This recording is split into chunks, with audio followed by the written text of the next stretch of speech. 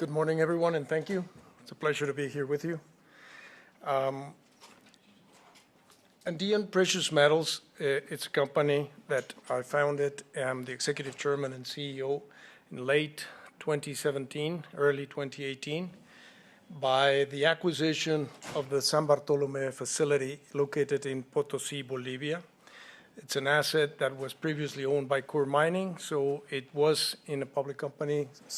Perhaps some people like you guys are familiar with this asset.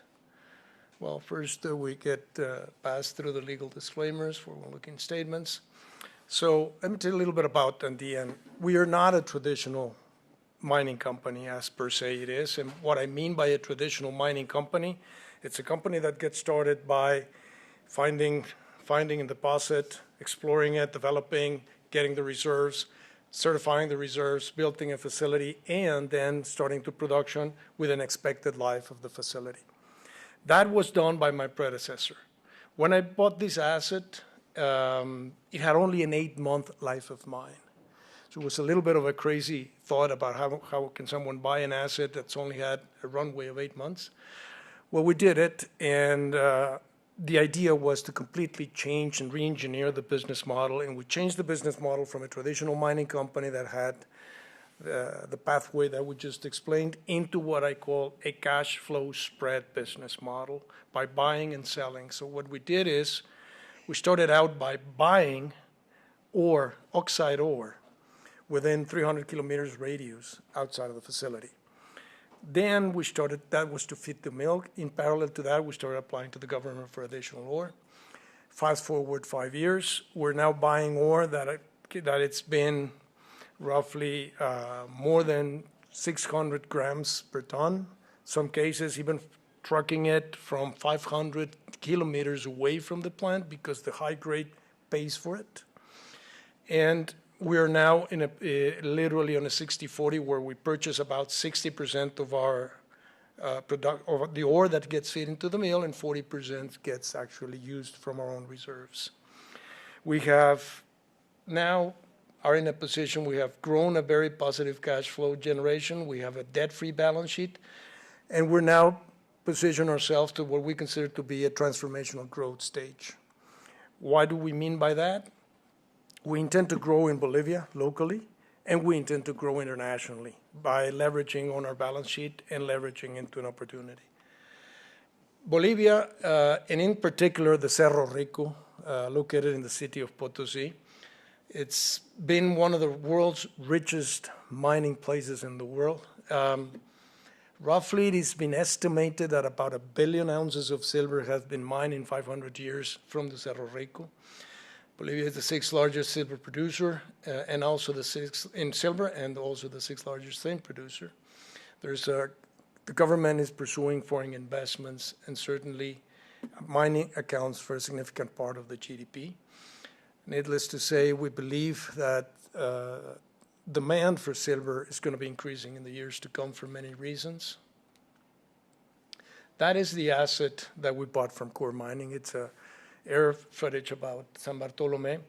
It has a maximum capacity of about 8.8 million tons per year. It traditionally has been producing constantly since 2009, roughly about 5 million ounces a year. This is a chart of the cash flow generation business model that I've explained, and what we call gross profit is plainly adding back depreciation into the operating profit. Our strong growth in Bolivia, it's based on this 4 steps. We're basically securing additional ore from the government, applying for more permits to process oxides.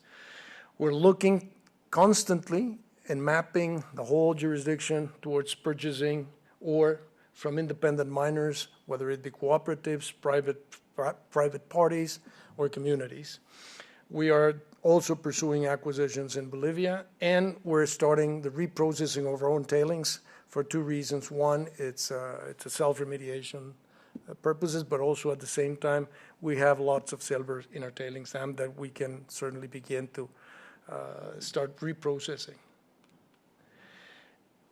On Tuesday morning before market open, we announced The PACA, which is number 12 acquisition, it's 800,000 tons of oxide material from another colleague that's a publicly traded entity here in the Toronto Venture Exchange.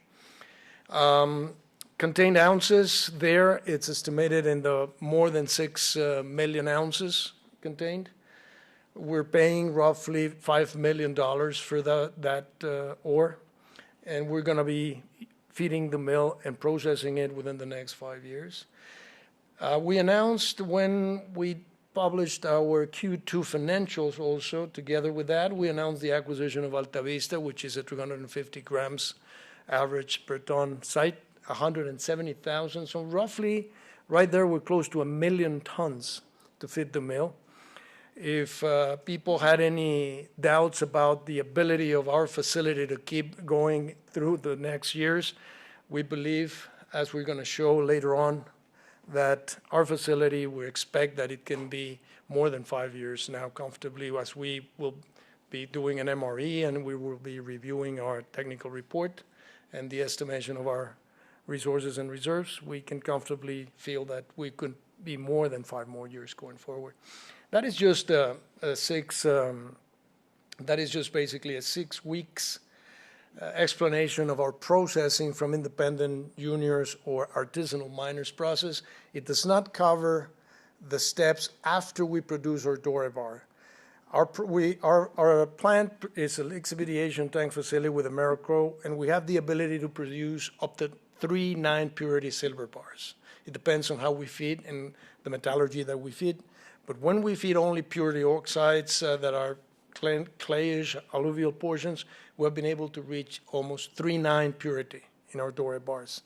It's literally gravy for the refiners because they still charge us for processing that. But it is. If you add another 15 to 20 days, that's our exposure to the metal. Our purchasing business model, it's a cash flow creation, it's a cash flow spread. The leverage to the metal, it's limited on a revolver basis constantly, like roughly between 60 and 80 days. The quid pro quo of that is that spot prices goes up, we pay more for the ore. Spot price goes less, we pay much less for the ore. So the comparison between a traditional mining company is that if spot prices go down, it's pretty linear for them. They'll be in the red. We'll still be making money. But we don't have the exposure to the metal. That's exactly what we want to do on the next steps of our growth, which I will explain in a minute. This is the tailing silver recovery project that we're engaging. It's on time. It's going forward. We have a significant amount of tonnage and ounces there that we're going to show on the next slide. There you go.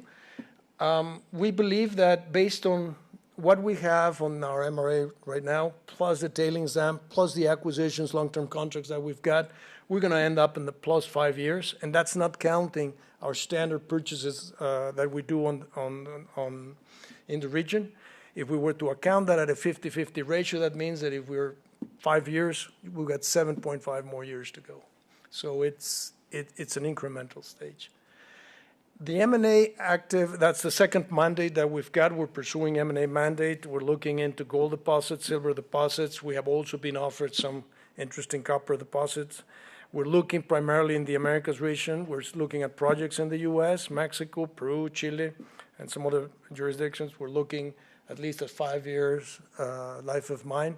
We have a target as to producing assets. That is our first priority, or nearly to production asset, as closely to production as it can be. We're trying to take advantage of this market's conditions.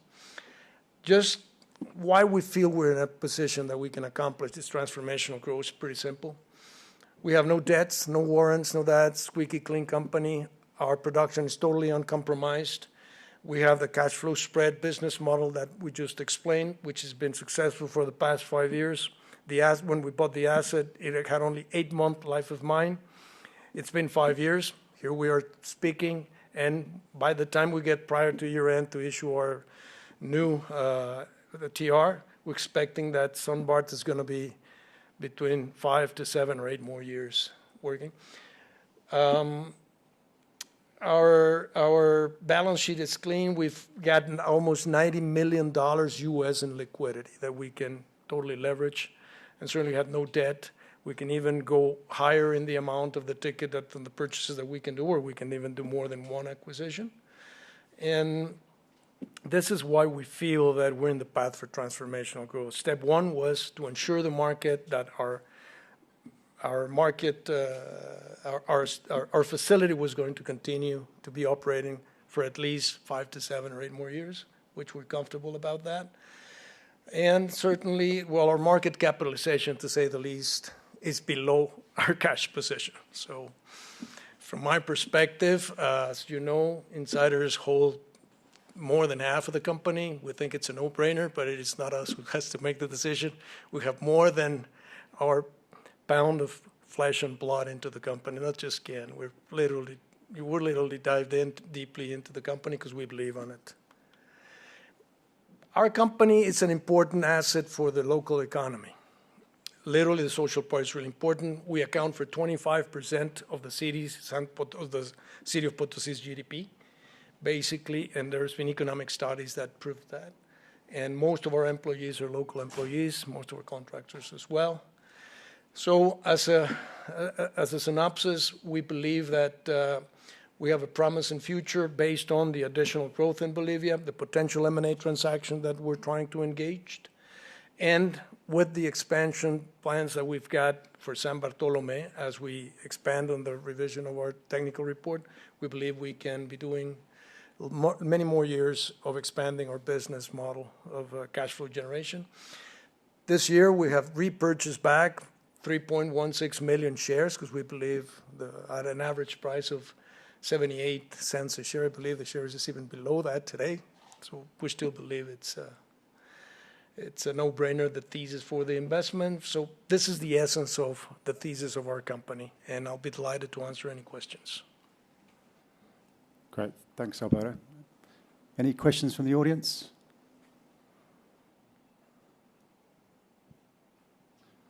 It's an interesting business model. What are the payment terms for the purchases you're making locally? When do you actually pay for the material? And then when do you see revenue for that? Okay. Well, we pay depending upon the grade, and we divide large contracts. We have a different negotiation that's done on an ad hoc basis, like the ones we just did. But from artisanal miners, cooperatives that are located within, let's say, 10 kilometers across the Cerro Rico area where there are tons of oxides, we pay depending upon grade. So on dry metric ton, we have a scale that varies. Every 100 grams, we increase the scale, and it's subject to spot prices. Spot prices, if it goes up or down 10%, we increase the price or lower the price. That's our exposure to the metal. We do the metallurgy test. We do the recovery test of each and every site that we purchase from. And once we begin to know the areas where they're coming from, we do not buy any ore that doesn't have a source of origin certified by the Comibol, which is a governmental entity. We basically require that. And we usually pay in advance because that's more or less what gives us a competitive advantage after assaying the grades, confirming the grades. And then when we produce, it were these original 6 weeks that I showed on the slide, plus add another 20 days more from the exportation of the doré bar, the assaying, the weighing, the LBMA COMEX certified refining process, and ultimately placing the doré bars into the market.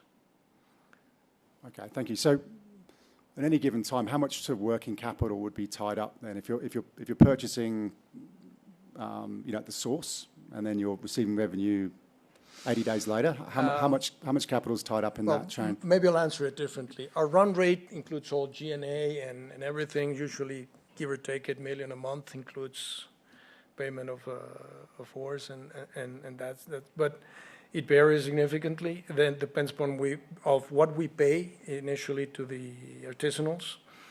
But roughly, we get sufficient cash. What we're pursuing more now is ensuring that we get the best ore. We've got to give a little bit of a prepayment to get better grade ore. We've got the cash to support it. And we've even, for those of you who may take the liberty of reviewing our financials of Q2, we decided to sit on $540 1,000 ounces of silver as of June 30th and not sell it because the spot price was below $23. It just was the volatility of the silver spot was too high. We sold it in less than 3 weeks in July at 24.7 per ounce. So we're taking even those decisions. Why? Because we have the balance sheets to support it. If we can hold to our bullion, I'm hoping the market doesn't mind. But we're not doing this to speculate. We're just doing to not to sell the bullion when it's the bottom of the price, when the volatility is right there. Sure, sir. You've got a lot of cash on the balance. Sorry, can we just grab the microphone? Just they're recording the Hi. questions. So, Thank you. any consideration? Would you consider holding the bullion instead of cash? Because I don't hold cash in my account, like I hold gold and silver. So, any consideration to doing that? We started out by doing that just in Q2, and I think the analysts kind of look, wait a minute, what are you doing? This kind of shakes up their business model a little bit. But yes, we're considering that. Why? Because we don't need the cash to pay to pay the bills at the end of the month, to pay the payroll. We have it. So yes, we're considering that. I mean, I've seen peers, I'm not going to say their names, but they're peers of us, who have sat on the millions of ounces for much longer than that, 6 months, 9 months. Why? Because they want to. So the market is beginning to see that. And rest assured that if we're at the end of the quarter, an example is we're going to be facing that decision and in 2 or 3 weeks. If today the spot price went north of, it went up, when last I checked, it was 60 cents up. North of 23 was 23.20, something like that. But below 23, we were debating, are we going to sit on it again at the end of the quarter? The analysts may come back, why are you doing this? But if it makes sense, we'll consider it. I mean, it's not as though we're speculating. We're just trying to make the best out of our product, which is the silver bullion. Great, thank you. And I believe that's a wrap. Thank you very much.